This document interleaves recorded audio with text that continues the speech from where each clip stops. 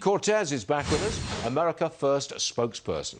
All right, Steve, the blue states clearly dragging their feet. I think they're dragging on the economic recovery. But you tell me, why do you think blue state governors are doing this?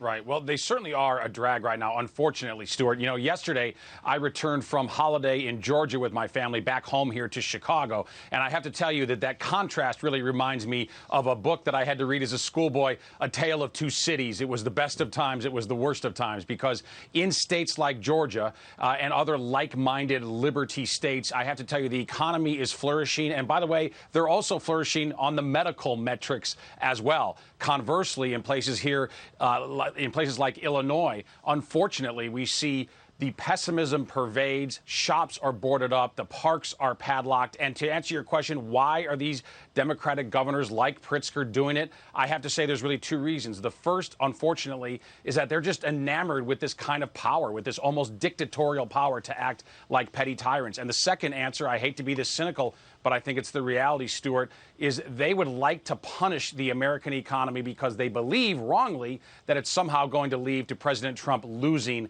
come November.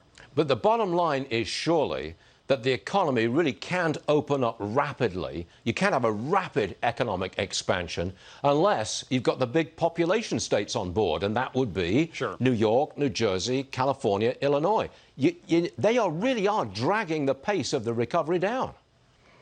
Stuart, you make an excellent point. We cannot rely on these liberty-loving red states to carry the burden themselves. We need all of America to pitch in economically. And look, when it comes to the national scene, we have an entrepreneur-in-chief president, Donald Trump, who knows how to create the conditions for success in our country, for entrepreneurial success, for small business success, and for job creation.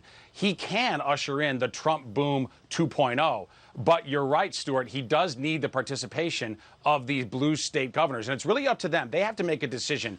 Do they hate Donald Trump? Do they detest him more than they actually care about the well-being and prosperity of their citizens? Because that's really the fundamental question here. But what they say is, we're keeping you safe. But you saw what the CDC said today. The fatality rate from COVID-19 is 0.3%. Dare I say that's not that different from the flu. And, Stuart, if we look at the metrics in the states that are open, so I mentioned Georgia, which was the most ambitious state, the first to open in this country, we see in the month of May, deaths from COVID are down 38%. Other states are being aggressive as well. Look at Texas. Governor Abbott tweeted this out yesterday. In Texas, we have the lowest rate of hospitalization in 6 weeks, the lowest death rate from COVID since March. So, again, these states aren't just flourishing economically and societally, but also medically. So this is not a binary choice where we have to either choose to be a successful and open society or protect health. No, these red states are showing us that it's both. Steve Cortes, good stuff. Thanks for joining us, Steve. We will see you again real soon, promise. Okay. Thank you, Stuart. Want to get